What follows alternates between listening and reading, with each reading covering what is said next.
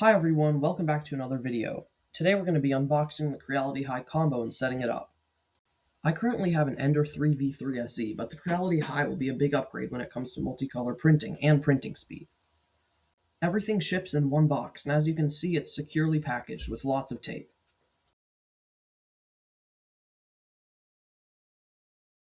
The first thing you see when you open the box is the CFS, or Creality Filament System, sandwiched between a couple pieces of foam. This will allow us to print in multiple colors.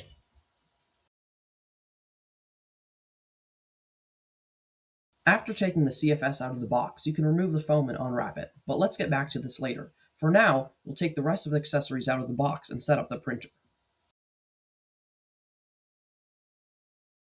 Inside one of the foam pieces is the PTFE tube, cables, and filament junction used to connect the CFS to the printer.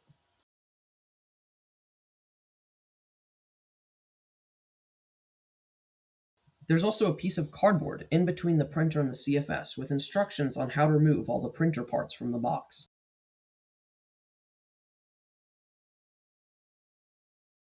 Under that is a Ziploc bag with all the screws, tools, and manuals we need to put together and set up the printer. There's also a power cable and a small spool of filament for a test print. The last thing in the box before the printer is an external spool holder, but we won't need to use this because we have the CFS.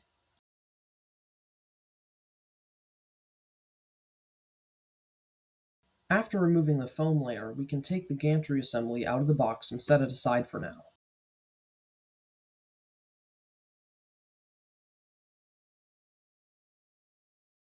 After referring back to the piece of cardboard for the next step, we can cut these plastic straps to reveal our double-sided epoxy resin build plate.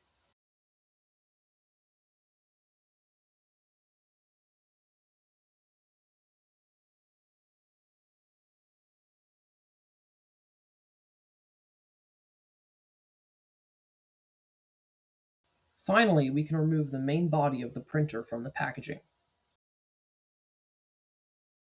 After removing all the foam and plastic straps from the body of the printer, we can refer to the instruction manual for assembly. While doing this, I got distracted by all the other cool things that are included in the bag.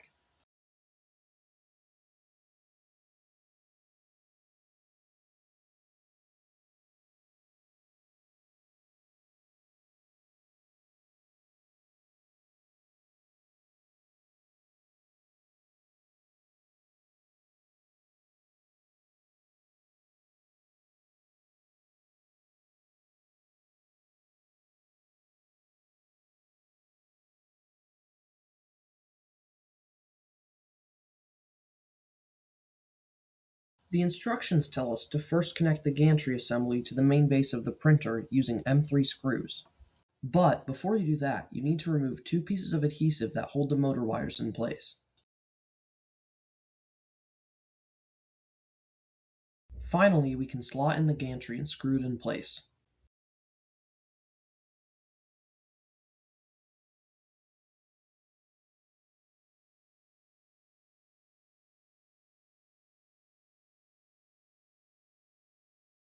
The last things we need to screw in are two smaller M3 screws that further secure the gantry.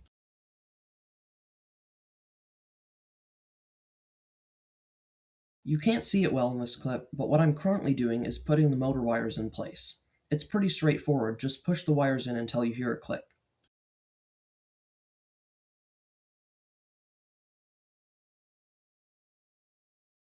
Next, you need to slot in these two pieces of plastic that cover up the motor wires on each side.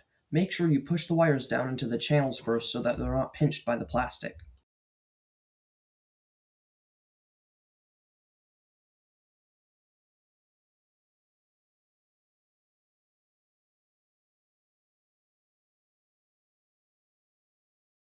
Finally, we need to plug in the X-axis motor wire. All you need to do is guide it up through these clips and plug it into the port at the top. You don't need to open up this back panel like I did.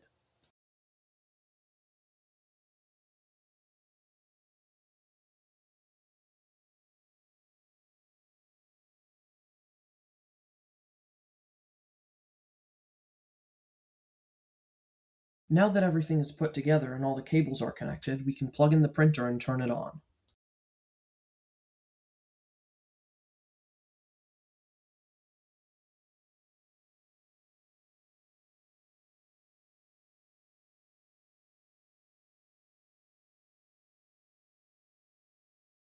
But wait, first you have to put on the build plate.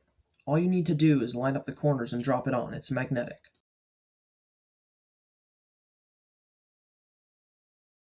It took a while for the printer to boot up the first time, but I'm assuming this is normal.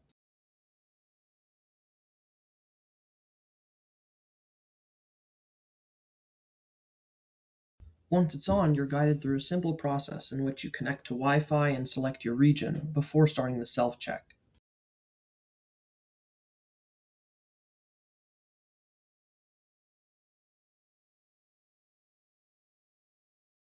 You can bind to Creality Cloud now if you want, but you can also do it after calibration. Calibration takes a little while, so you can go do something else while it's going. Now that the printer's all set up, it's time to connect the CFS. The first thing we need to do is attach a piece of adhesive to this filament junction.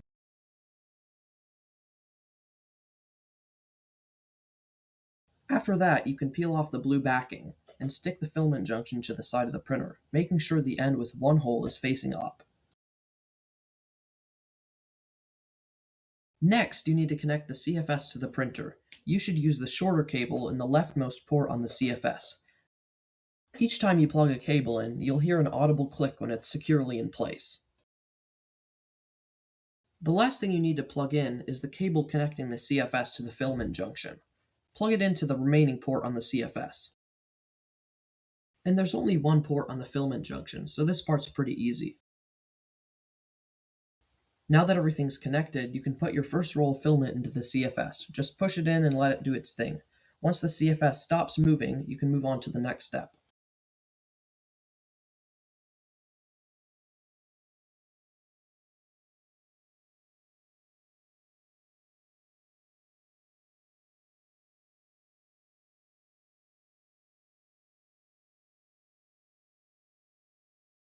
Unless you're using Creality RFID filament, you'll have to enter the filament's details manually. Click on CFS when you're in the Materials menu, then click the slot that the filament is in and hit Edit.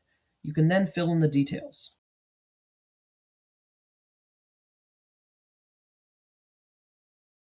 You can then repeat this process with the rest of your filaments. As you can see, I have black, white, gold, and red filament in my CFS.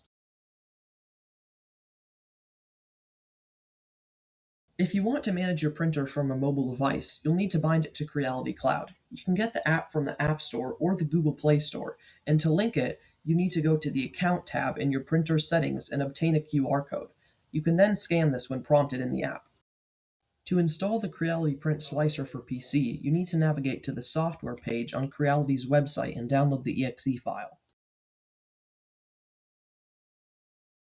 Once you're in the app, you can easily connect your printer via a LAN connection. You can also log into your Creality Cloud account in Creality Print as well, but this isn't necessary.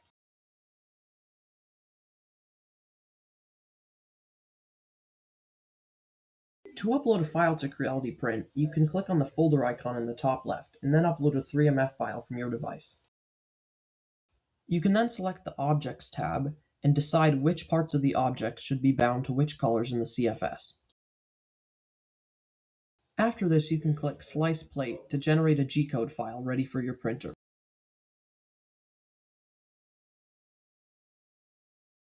Once the file is ready, you can click Send Print to send it to your printer. Once you want to print it out, you can go to your printer, select the little folder icon, and then click on the file you want. You can double check which colors the CFS is bound to, and then start the print.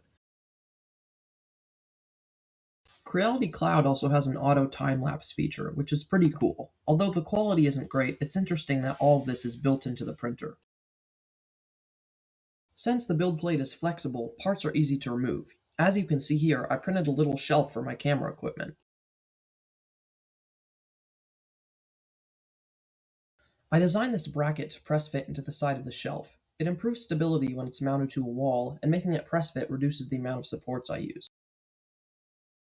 The printer did a pretty good job with the camera shelf. There isn't any visible blending between the colors, and I can't see any layer lines either. The bracket snaps in quite nicely, so I'm assuming I got the tolerances right. In my opinion, the camera shelf ended up working pretty nicely. Everything fits well into its slot, and I like it more than having everything just laying around on my desk.